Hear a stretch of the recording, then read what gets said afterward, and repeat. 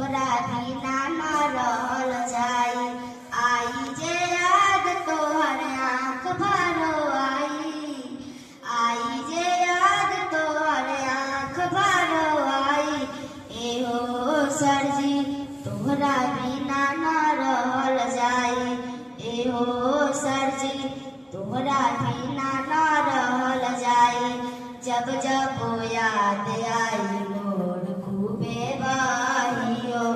लोर पोछे वाला सरजी केहू नहीं रही।